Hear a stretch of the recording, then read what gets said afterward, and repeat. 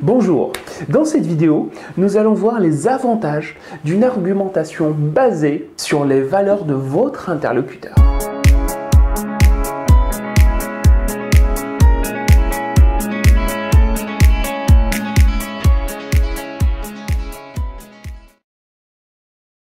Sachez qu'il n'est pas rare qu'une personne ou une entreprise défende publiquement des principes éthiques ou comportementaux.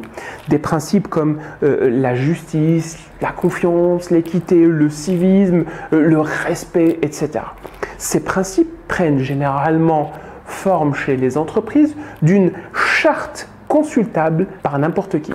Il arrive parfois que des personnes défendent des valeurs sans l'afficher publiquement. Par exemple, jugement personnel basé sur un vécu, opinion politique, valeurs religieuses, etc. Pour les détecter, il vous faut être à l'écoute de votre interlocuteur et avoir une bonne dose d'empathie. Et dans tous les cas de figure, vous pouvez vous servir des principes de votre interlocuteur dans la négociation de deux façons différentes. La première façon, quand vous argumentez. Pour cela, il vous faut d'abord rappeler le principe en question, le mettre en valeur, puis argumenter en attirant l'attention de votre interlocuteur que votre argumentation est basée dessus. Votre interlocuteur pourra bien entendu contre-argumenter, mais il aura beaucoup de mal à le faire, surtout si vous vous servez d'un principe qu'il défend publiquement. Voici donc un exemple de ce qu'il faut faire. Vous nous avez soutenu, Monsieur Lambert, et ceci depuis toujours, que votre première priorité était le bien-être de vos salariés, ainsi que leur épanouissement personnel et professionnel. Tout à fait. D'ailleurs, nous avons toujours été étonnés de la ferveur que vous mettiez dans vos discours pour défendre la classe ouvrière. Et c'est tout à fait à votre honneur. Pourquoi cette longue introduction? Où est-ce qu'il va en venir? Si je suis venu vous voir aujourd'hui, Monsieur Lambert, en ma qualité de syndicat, c'est pour tenter de trouver un terrain d'entente sur... voyez-vous, avec les chaleurs du mois de juillet, les travailleurs ne peuvent plus assurer les longues heures de travail comme à leur habitude. Leur épanouissement personnel et professionnel que vous avez tant défendu se transforme petit à petit en un vrai calvaire, en une démotivation générale. Et donc vous êtes venu aujourd'hui au nom de vos collègues pour négocier avec vous l'éventualité d'une diminution de la charge de travail et d'un renfort d'équipe à l'aide d'intérimaires, par exemple. Bon, laissez-moi réfléchir, je vous tiendrai au courant de ma décision d'ici ce soir. Très bien, Monsieur Lambert. Maintenant, si vous voulez vous servir d'un principe que votre interlocuteur ne défend pas particulièrement ou ne défend pas publiquement, encouragez-le habilement à l'exprimer ou à l'adopter. Puis, basez votre argumentation dessus. Voici un deuxième exemple de ce qu'il ne faut pas faire. Que pensez-vous, Monsieur Lambert, des inégalités de salaire entre hommes et femmes? Mais pourquoi il me pose cette question? Je ne suis pas favorable. Vous pensez qu'il ne doit pas y avoir d'inégalité à ce niveau-là? Tout à fait. Vous me rassurez, Monsieur Lambert. Plusieurs de mes collègues pensaient que vous étiez de l'ancienne école. Oh non, non, il faut savoir évoluer avec son époque. Ah oui, vous avez raison. Et votre façon de voir les choses me facilite la tâche. Quelle tâche? Voyez-vous, Madame Dubois m'a demandé en ma qualité de syndicat d'être son porte-parole pour demander une correction de son salaire.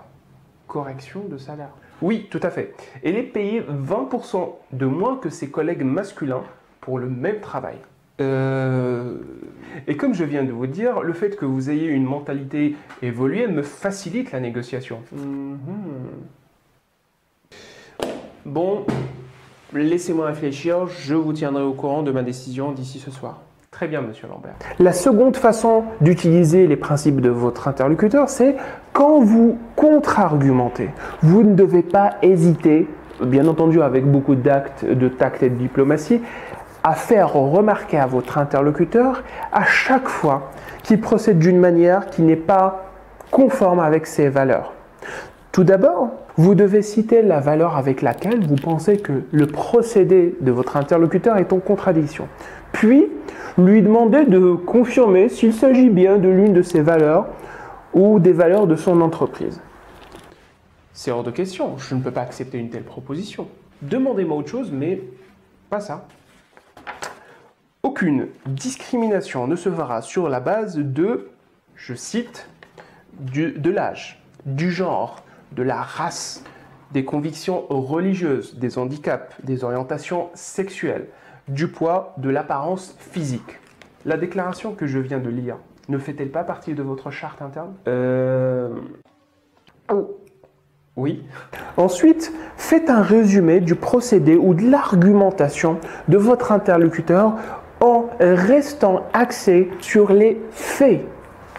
La déclaration que je viens de lire ne fait-elle pas partie de votre charte interne? Oui. D'un autre côté, vous partez et vous laissez comme successeur Monsieur Robert. Oui, il est le plus âgé d'entre vous et il est très expérimenté. Pensez-vous, Monsieur Lambert, que Monsieur Robert, qu'il soit le plus expérimenté d'entre nous tous? Je ne sais pas. J'en déduis donc que le critère d'expérience n'a pas été réellement utilisé. Que la promotion lui a été accordée sur la base de son âge.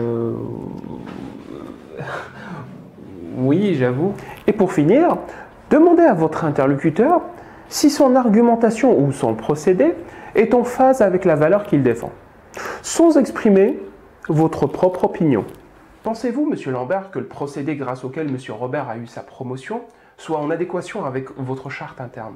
Surtout avec le paragraphe que je viens de vous citer il y a quelques instants. C'est tout pour cette vidéo. Merci de l'avoir suivi et j'espère que vous l'avez trouvée pertinente. Si tel est le cas, n'hésitez pas à la mettre en pratique. Si vous avez des questions ou des commentaires, n'hésitez pas à me les laisser. Et d'ici là, je vous dis à très bientôt pour une nouvelle vidéo.